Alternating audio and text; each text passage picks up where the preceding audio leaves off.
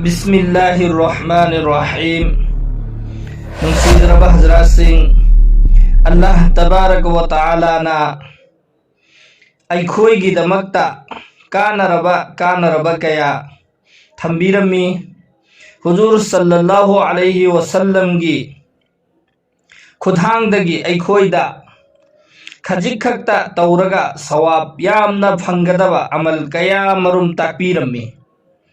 अखोई दुनिया की पोचैददी खजिक खक्तंग तौरगा मयाम अमा फंगबा असी लोइनमक पामनै अदुमैना तौदना अमलदसु अमल खरा खक तौरगा सवाब मयाम अमा फंगबा मसी अखोई खुदिंगमक पामनै। अदुबु अखोई करम्बा अमल तौरगा सवाब कयाम यामना फंगनी हाइबा असी खंगदबदगी अमल कयामरुम अखोई तौददुना लई। मधुसिंगदुगी मनुंगदगी अमल अमा अखोई खंगिनसी। हाइरिबा अमल असी मसीदा वही मरी खक्तंगनी अदुदुगा सवाबना कयागी मतिक यामना फंगनी हाइबा मतमदा नेकी करोड़ मरी फरिश्ता सिंगना इबीगनेबा। अखोई लोइनमकी अमलनी इमालनी मधुदी अखोईगी एता ओइदा लैरिबा फरिश्ता किरामन कातिबीन अनीसिना अखोईगी अफबा फत्तबा लोइनमक इरी। अखोईना फत्तबा गुना तौरे मधुगिदमक्ता फत्तबा गुनासिंग अदु इबी अदुगा अफबा तौरे अफबा तौबदुगी इ। अदुगा इबा अनी असिदा खेतनबदी करिनो हाइबा मतमदा एतलोमदा लैरिबा फरिश्ता असिना ओइरोमदा लैरिबा फरिश्ता असिदगी हेना फम जावी। अदुना ओइरोमदा लैरिबा फरिश्ता असिना करिगुम्बा गुनाह अमगी मतांगदा इगे हाइबा तारबदी एतलोमदा लैरिबा फरिश्ता असिदा हंगलबा मतुंगदा इ।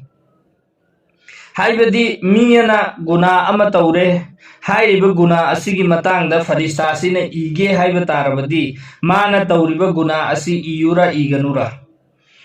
एतलोमदा लैरिबा फरिश्ता असिना हाइगनी ngaiko pung ahum mari ngaiko mahak Allah da toba torak pra engsi haibadi mana guna asi taururaba matungda mangonda afsos oiba nungai taba phaurak laga Allah da toba torak pra engsi karigumba mahak na toba torak pa tarabadi magi guna adu magi namai amal da idabida toki aduga karigumba toba torak taba tarabadi magi guna adu magi namai amal da ijan khiragani। अदुगा नेकी तौबा अफबा तौबगिदी कना अमा फौदा हंगबगी मथौ तादे महाकना नेकी AC हेक तौबगा बल्कि माना नेकी AC तौगेना खनखिबदगी अल्लाह ताला ना हाइबदी मागी एतलोमदा लैरिबा फरिश्ता अदुना मागी नामाय अमलदा सवाब इबा हौई। अदु ngasi अखोइना खंगदौरिबा असि अइगी फरिश्ता अदुना सवाब हाइबदी नेकी करोड़ मरी इबीगदबा अइना तौबदना खजिक खक्ता ओइबा अदुदुगा सवाबना अदुकी मतिक यामना फंगदबा अमलमा ngasi अखोइ खंगमिनसी। हुजूर सल्लल्लाहु अलैहि वसल्लम की हदीसनी हजरत तमीमदारी रज़ियल्लाहु अन्हु दगी रिवायतनी हुजूर सल्लल्लाहु अलैहि वसल्लम ना हाइदो पिरमी कनागुम्बा मी अमना हाइरिबा वहै मरी असी तरारक हाइरबा हाइबदी तरारक सोलबा अदु ओइरबदी महाकिदमक्ता 4 करोड़ हाइबदी नेकी करोड़ मरी मागी नामाय अमलदा इबीगनी सिनी। अखोई मुन्ना खनगदबदी हुजूर सल्लल्लाहु अलैहि वसल्लम की मचिंदगी थोगखिबा वहैसिंग कैदौनुंगदा अरानबा ओइदे महाकना हाइदोकलंबा हर वहै खुदिंगमक अचुम्बनी। अदुना ngasi हदीस असी अल्लाह की रसूल सल्लल्लाहु अलैहि वसल्लम की हदीसनी मसीदा कोई शक ओइनिंगाई की लैत्रबा हाइरिबा नेकी करोड़ मरी असी सुक्सोई सोइदना फंगदबा हाइरिबा दुआ असी करिगुम्बा अखोइना तरारक्तंग सोनबा तारबदी महाकी नामाय अमलदा नेकी करोड़ मरी इबीगनी सिनी। अदु दुआ दुदी करिनो हाइबा मतमदा अशहदु अल्ला इलाहा इल्लल्लाहु वहदहु ला शरीका लहु इलाहन वाहिदा अहदस समद लम यत्तखिज़ साहिबतन वला वलदा वलम यकुल लहू कुफुवन अहद। हाइरिबा दुआ असि तरारक सोलबा अदु ओइरबदि महाकी नामाय अमलदा नेकी करोड़ मरी अल्लाह ताला ना इहनबिगनी। अदो अखोय खुदिंगमक हाइरिबा दुआ असि सोननिंगाइगी होनसि इंशाअल्लाह। अदुगा दुआ असि सोनबगी अकक्नबा मतम करिसु लैते।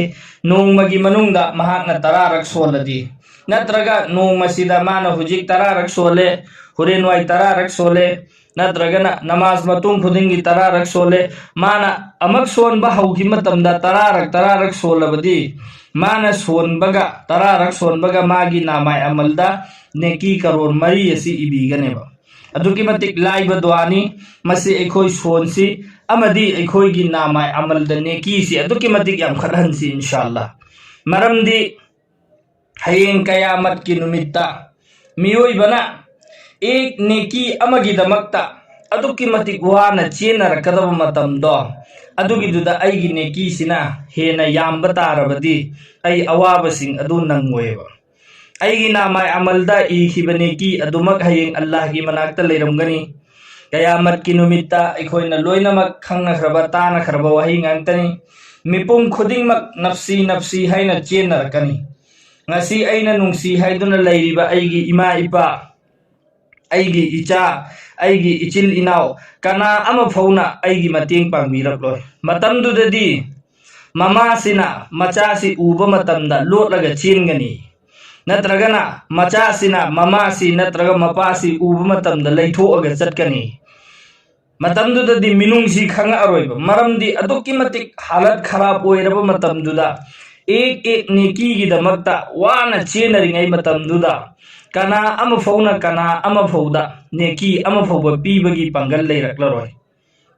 हाइरिबा मतमदुदा अइगी नामाय अमलदा नेकी यामना लेरंबा तारबदी हयेंग अइगी अफबा अमसुंग फत्तबा अनीदु पुथोअगा ओलक्पा मतमदा अफबसिने हेना लुंखिबा तारबदी फत्तबदगी अफबने हेनखिब तारगदी अइगिदमक्ता लाइबक फबु ओइरनी। अदुगा अफत्तबा गुनासिंगना हेना लुंखिबा तारबदी अइगिदमक्ता अदुकी मतिक लाइबक थीनिंगाइगी जरिया ओइरुगनी। मतमदुदा अखोय लोइनमक कानबा खंकनी। हयेंग जन्नती सिंगना जन्नत्ता चंगलबा मतुंगदा करिगुंबा नुंगाइतबा पेंदबा अमा फौबा लेररोय मंगोंदा हाइबदी नुंगाइबगी नुंगाइबा तो ओइखरनेबा। अदुदा दुनियादा लेरिंगैगी पुंसीसिदा महाकना नुंगाइतबा अमखक्ति पोकनी मदुदी करिनो हाइबा मतमदा महाकना दुनियादा लेरिंगैदा फ्रीदा लेथोखिबा मतमदा सुभानअल्लाह अमतंग हेना हाइरंबा तारबदी अइगी ngasi दर्जासी असिदा हेना वांगमगदबनी हाइना खलकनी। हाइबदी दुनियागी मतमसिदा सुभानअल्लाह अमखक्तंगा हाइरंबा तारबदी कयादा फरमगदमो हाइना अदुगी अफसोसती अखोयदा नुंगाइतबा लेगनी। मरमदी अखोयना फंगिबा पुंसी असि तेलबा पुंसी खजिक खक्तंग आखिरत की एतबारदा येंगबा मतमददी दुनियागी पुंसी असि सेकेल अमा अनीगी पुंसी गुंबनी। मसिगिसिदा अखोयना मतम मंगहंदबिदा अल्लाह की दमक्तनी हाइदुना अफबसिंग तौजल हौबा सुभानअल्लाह हौबा अल्हम्दुलिल्लाह हौबा अल्लाहु अकबर हौबा दुआ सोल हौबा दरुद शरीफ सोल हौबा से अखोयना सोल हौरिम खोइसी सिसिगी हयेंग एक कानबा मतमदुदा अखोय फंगकनेबा। अदुना अखोय खुदिंगमक हाइरिबा अमल से तौनिंगाइगी होनसि इंशाअल्लाह। अल्लाह ताला ना अखोयबु अमल असि तौबा ngambagi पंगल तौफिक थौना पीनबिबु ओइसनु आमीन। अदुगा अखोय चैनल असिगी WhatsApp चैनल सु लेजरे WhatsApp चैनल मखादा डिस्क्रिप्शन दा अदुगी लिंक पीजखरबनी। WhatsApp चैनल असिदा कनागुमना जॉइन तौरगा फॉलो तौरगा चंगबीरबदी मफम असिदसु कानबा वहई सिंह अमदी दीनगी मरमदा मसा मसाइल सिंह इंशाअल्लाह मतम चाना चाना थगचरी मसिदा चैनल असिदसु अखोय जॉइन तौनिंगाइगी होनसि इंशाअल्लाह।